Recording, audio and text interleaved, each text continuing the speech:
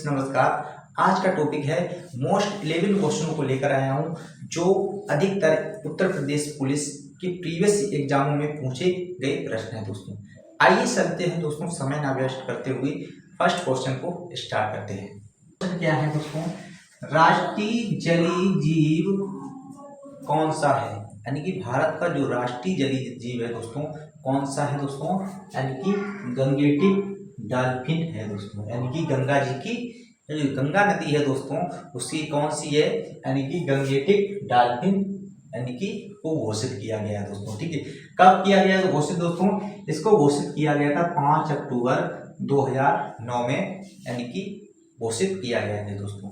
ये दोस्तों question Uttar Pradesh police में बहुत बार पूछा गया दोस्तों। आइए दोस्तों सेकेंड क्वेश्चन देखते हैं।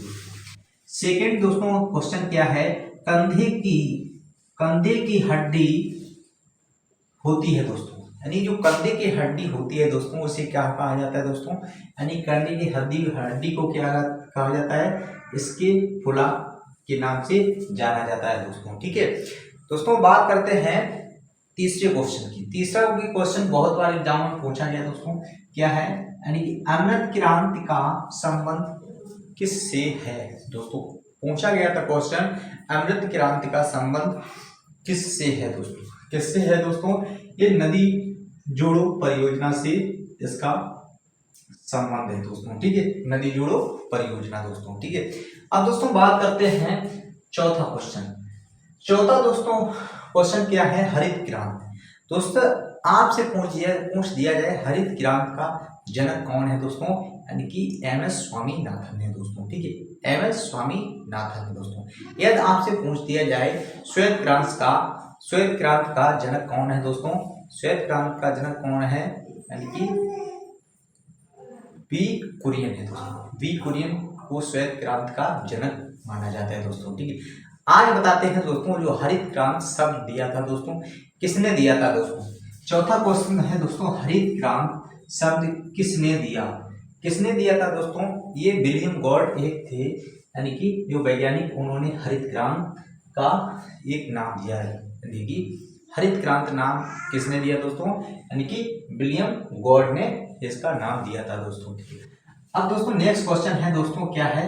बहुत बार एग्जाम में पूछा गया यूपी पुलिस की परीक्षा में दोस्तों और अन्य एग्जामों में ही इसको पूछा गया है दोस्तों। ठीक, क्या है दोस्तों?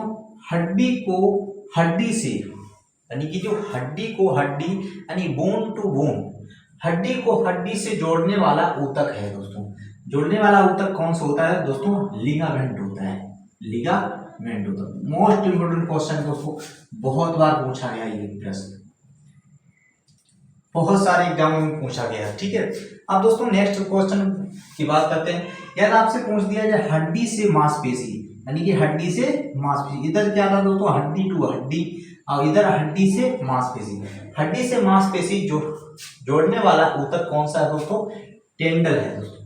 टेंडल है दोस्तों, इसे हिंदी में कहते हैं कंडरा दोस्तों। ठीक है, टेंडल या कंडरा दोस्तों। ठीक है, नेक्स्ट क्वेश्चन क्या पूछा गया दोस्तों, रोड या कोन कोशिकाएं कहाँ पाई जाती है? मोस्ट इंपोर्टेंट क्वेश्चन है दोस्तों, बहुत बार एग्जाम में पूछा गया है। रोड एंड कोन कोशिकाएं कहाँ यानी कि अवस्थित होती है दोस्तों?